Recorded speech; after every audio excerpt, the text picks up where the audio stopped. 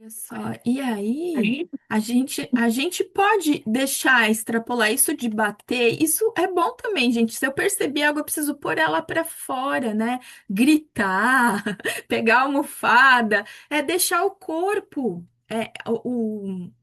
toda a carga que o corpo libera de adrenalina e cortisol, isso é vivo em nós, né? Então, se você for correr, se você pular, se você dançar, se você gritar, isso vai trazer um equilíbrio, biologicamente falando, certo? Então, a questão é eu querer repreender. Quando eu quero repreender, eu estou excluindo um comunicado. Eu não estou ouvindo o comunicado. Então, todas as vezes que eu quero abafar essa raiva, eu estou indo contra mim mesma. Ah, eu estou protegendo as pessoas, não vou ferir ninguém. Por enquanto.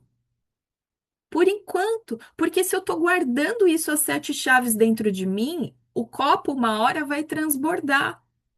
E aí, essa água desse copo que transborda vai molhar quem tiver à nossa volta. Então, é uma ilusão. Por isso que a gente precisa entender como funcionamos, lembrar quem somos, qual é o nosso papel nessa vida, qual é o alvo que a gente precisa mirar, o alvo que eu preciso mirar. E aí, a minha ação, ela me conduz a esse alvo ou ela me afasta desse alvo? Quando eu reconheço essa raiva, eu vou me sentir triste, mas ao mesmo tempo eu vou perceber, no meu caso, gente, eu fui constelar.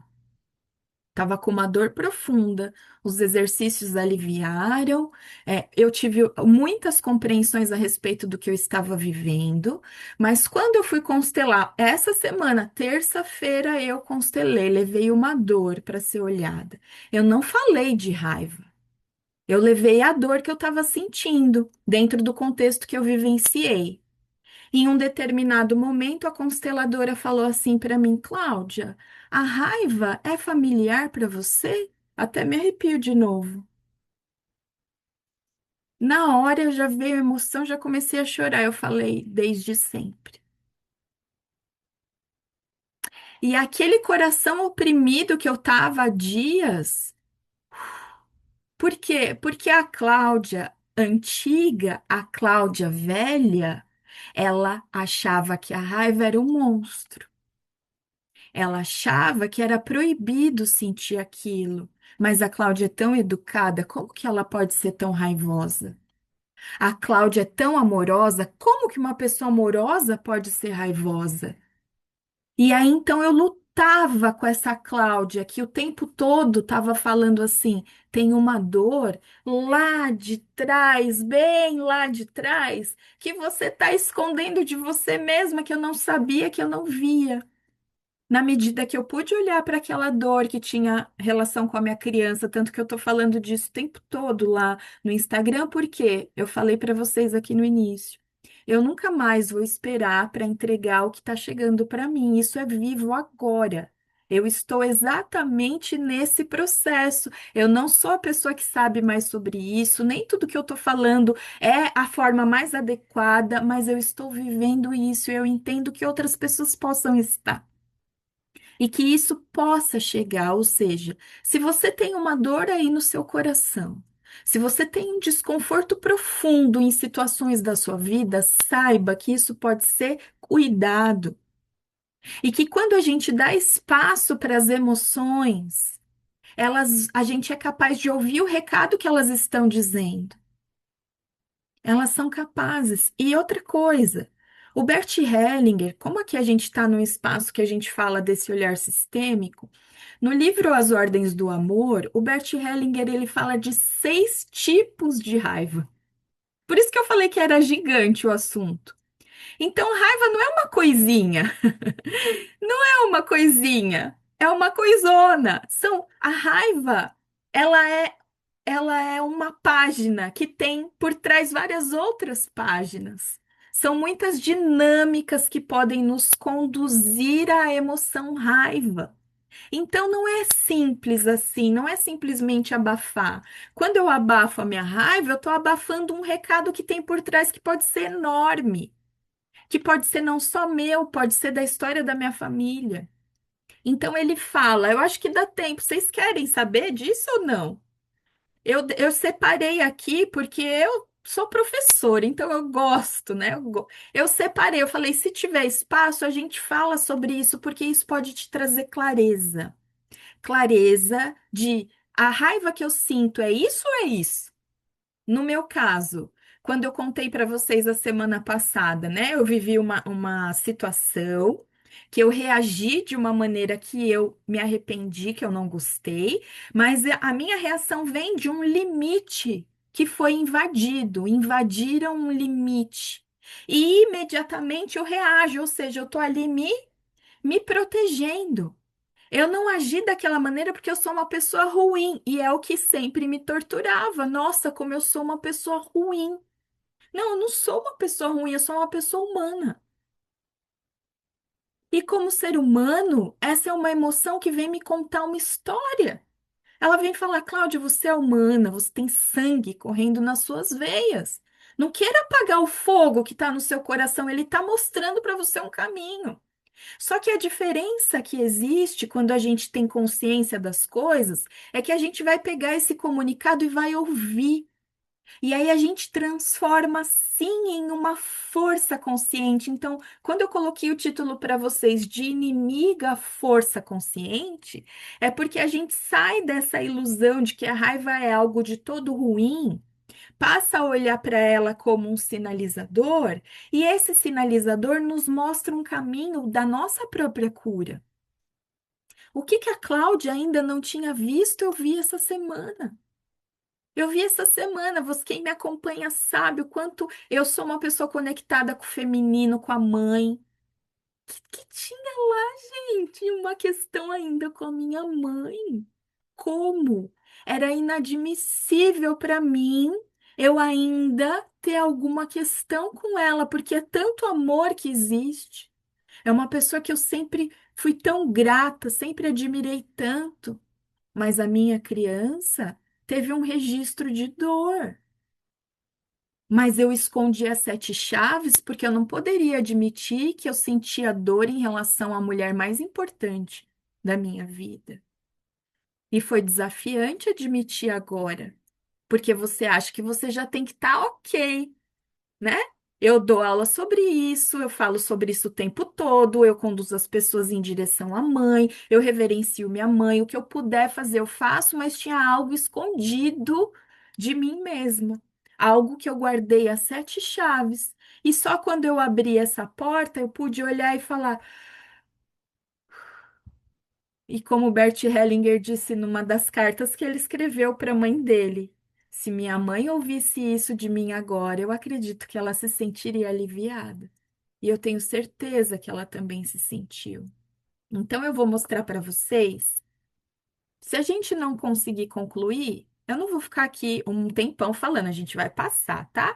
Mas só para vocês terem ideia de como isso é grande e como você pode identificar sua raiva. Então, eu comecei a falar de mim porque a minha surge de uma invasão de limite. Isso é uma dinâmica, tá? Deixa eu mudar aqui, peraí.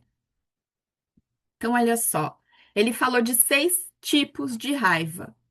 Tem a raiva justa, que é aquela que surge diante de uma injustiça ou invasão de limite, né? Então, alguém invade o seu limite, alguém é injusto com você, essa raiva vai nascer, vai se manifestar. Só que, por exemplo, ela é objetiva, proporcional e direcionada. Então, aquela pessoa fez algo, invadiu, te desrespeitou, né? Foi injusta com você, você sente raiva em relação àquilo. Só que depois ela vai te trazer essa reflexão porque ela vai cessar. Você não vai amanhã acordar com a mesma raiva, porque ela vem te mostrar uma injustiça. Não foi você que cometeu uma injustiça, foi a outra pessoa. Então, essa é a única forma de raiva que realmente vai te trazer força. Por quê? Porque está falando de uma desordem. Quando uma pessoa invade um limite, ela está desrespeitando uma ordem.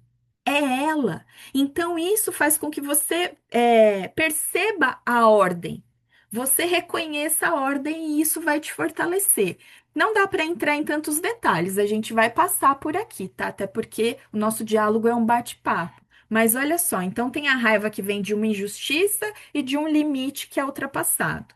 Tem a raiva quando você não se posiciona. Você não pede, você não diz, você não age, você não faz.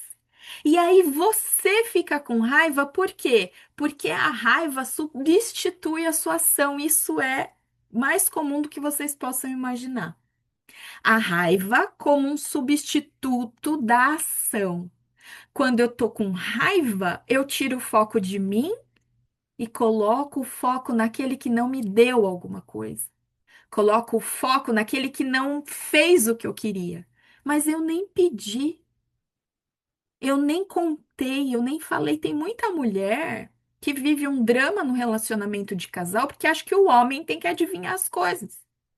E olha que eu sou mulher, mas eu sou a que mais levanta a bandeira em defesa do masculino, porque como mulher, nós somos cruéis. A gente acha que o homem tem que saber o que estamos sentindo, querendo e queremos fazer. E aí a gente fica com raiva do marido. E ele não entende nada, porque ele não é adivinho, não tem bola de cristal. Então, a solução aqui não é você expressar a sua raiva pro seu marido, mas é você fazer o que você não fez.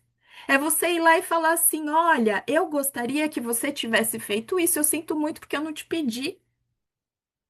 Ou então falar para ele: não, eu não quero ir para esse lugar, eu quero ir para o outro. Gente, tem mulher que almoça todos os domingos em um determinado lugar, isso é real, tá? O marido leva ela todo domingo para almoçar fora. Vocês acham que ele faz isso pensando em agradá-la? Mas ela odeia. E ele não sabe. Esse homem não sabe que ela não gosta de todo domingo ir almoçar fora. Quem é que sente raiva disso? Ela. Por que que ela sente raiva? Porque ela não se posiciona e a culpa ainda é do marido. Olha o que a gente faz. Então, essa raiva, se você sente raiva porque você não fala, você não age, você não faz, você precisa começar a fazer. Não é lutar com a raiva.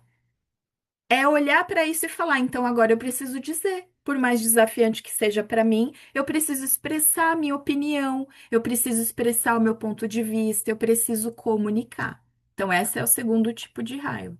Vai percebendo aí o que ecoa em você, porque não significa que a gente só sinta um tipo. Não, dependendo da situação, eu vou sentir a raiva, mas ela tem um pano de fundo diferente. Uma raiva que encobre culpa surge quando a pessoa não quer reconhecer o próprio erro. Então, eu errei, mas eu não admito que o erro foi meu, projeto tudo em cima do outro, e aí quem fica com a vida parada? Eu, tá? Não é o outro, sou eu mesmo. E qual é então qual é o caminho de solução? É assumir a responsabilidade. Eu errei, eu preciso assumir. O outro não tem que adivinhar que eu me arrependi, não, eu preciso expressar o meu arrependimento. Eu preciso dizer, olha, eu sinto muito, eu cometi esse erro, eu não gostaria. Quando a gente reconhece o nosso erro, gente, não significa que o outro não tem a parte dele. A outra pessoa tem a parte dele, mas eu escolho ficar só com a minha. Eu não preciso ficar com a minha e com a parte do outro, não. Reconhecer o meu erro é me tornar capaz de curar algo em mim. O outro vai ter o tempo dele para fazer o que ele precisa. Eu não vou poder movê-lo. E muitas vezes a gente deixa de reconhecer o nosso erro porque o nosso orgulho é tão grande e fala assim: tá, aí eu reconheço e o outro não vai reconhecer. Gente, comece por você.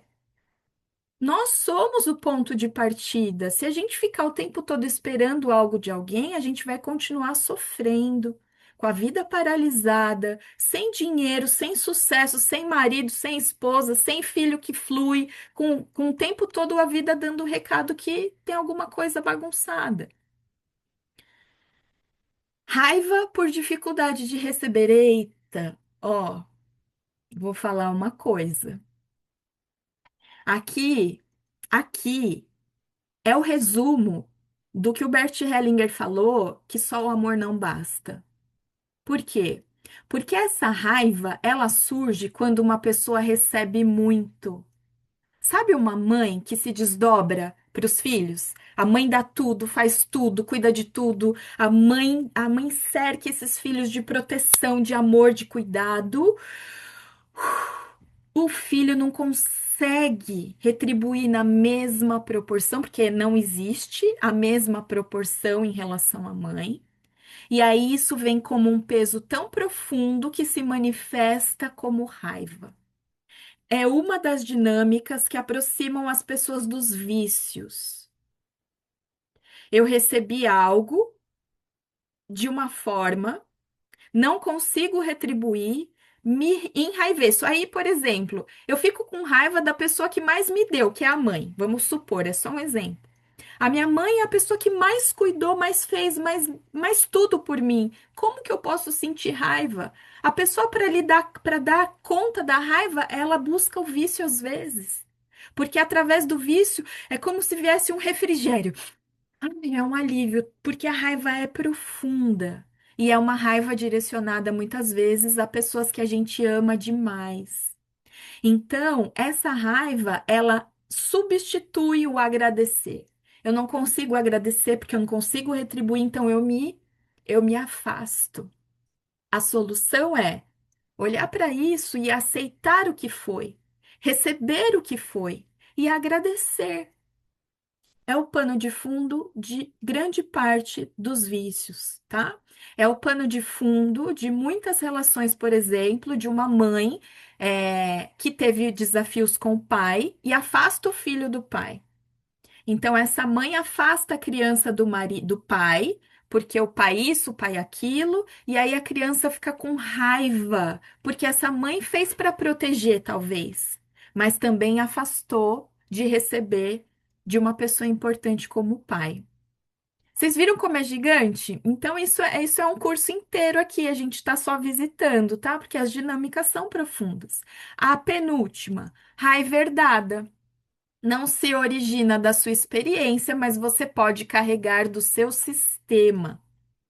Então, se no seu sistema a raiva foi essa emoção repetida, que não foi cuidada, né, que foi represada, que foi oprimida, isso vai continuar comunicando. Você pode sentir raiva sem entender. Sabe quando você sente raiva, mas não tem o porquê? Você simplesmente vive esse conflito aqui dentro, mas você olha para o lado de fora e você não entende, gente, de onde está vindo isso? Meu Deus do céu! Quando isso acontece é porque você carrega do seu sistema familiar. Por isso que a constelação tem esse papel de reconciliar, né, nos reconciliar com a nossa própria história. Porque é algo que você não sabe, mas você sente em você. Então, o movimento aqui é reconhecer essa emoção, mas poder devolver internamente aquilo que não é seu. Fala, eu reconheço essa dor, mas agora eu deixo essa dor onde ela nasceu. E é o fato da gente olhar para o que foi é dar lugar. Quando a gente olha para o que foi, aquilo que foi ganha espaço para existir. E aí não precisa existir no presente. Existe na sua linha do tempo lá atrás, lá onde foi originado, lá no passado. E muitas vezes a gente está vivendo o presente, manifestando o passado. A gente não precisa mais disso. E a última que o Bert Hellinger traz, que é justamente o lugar adequado para nós, que é uma raiva como força consciente. Então, esse é um estado mais desenvolvido. Por quê? Porque não, ela, quando eu ajo, quando eu reconheço a mensagem, eu entendo o que ela está me contando, eu vou transformá-la numa ação, mas eu não sou movida por aquele estresse da raiva, por aquilo que a raiva causa em mim, aquele fogo interno que fica queimando. A minha ação não é a partir daquilo, ela nasce daquilo, mas é uma ação consciente, porque eu vou agir com presença. Eu vou agir com firmeza e direção. Eu não vou agir descontrolada emocionalmente. A minha força não vem do meu descontrole emocional, não. Ela vem porque eu fiz todo o processo interno dentro de mim. É a mais desafiante, porque exige de nós a coragem de olhar para o que necessita. A gente vai limpar o nosso coração. E aí, quando a gente limpa o nosso coração, vem a força. É isso que a gente precisa entender.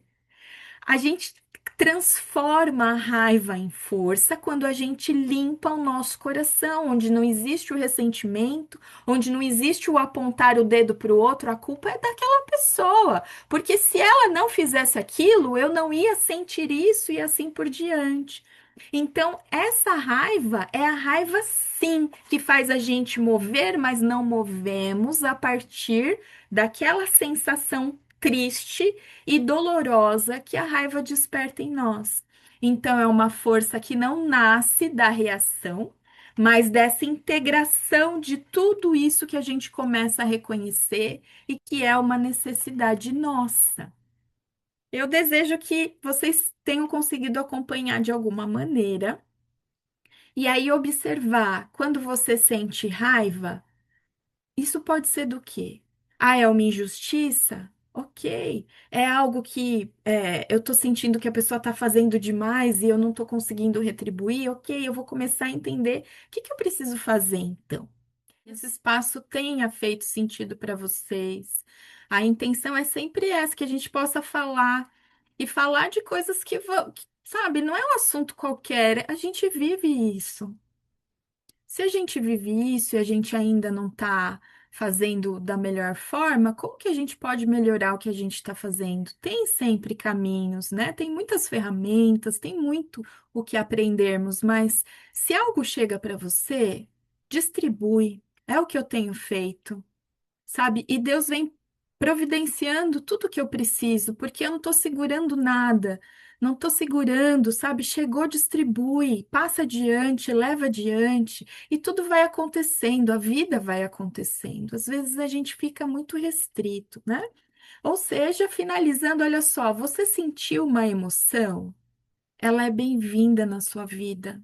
Não despreze, não se distraia, não pega o celular para ver se você se alivia, sabe? Deixa essa emoção comunicar, não liga a TV para você se distrair. Não, olha só, emoção, o que que você está querendo me dizer? Seja o medo, que é comum, a gente já falou também de medo aqui, né? Eu sinto medo e eu não faço nada com ele, não. Olha só, ele também é outro sinalizador. Ele também está te protegendo de alguma coisa. Do quê?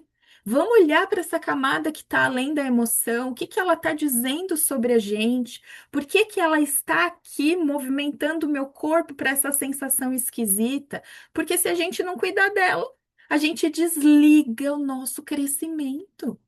Aí você está sobrevivendo, você não tá indo no alvo, o alvo está cada vez mais distante e a gente fica sem entender por quê. Gratidão, um beijo enorme para vocês. Para quem puder, 10 horas estou aqui com a sala aberta para constelarmos. Se alguém quiser sugerir um tema, como aconteceu, o tema aconteceu porque a Bru trouxe, né, um questionamento. Se alguém quiser sugerir, sugira. A gente vai se entregando a isso que aparece para a gente poder compartilhar por aqui, tá bom?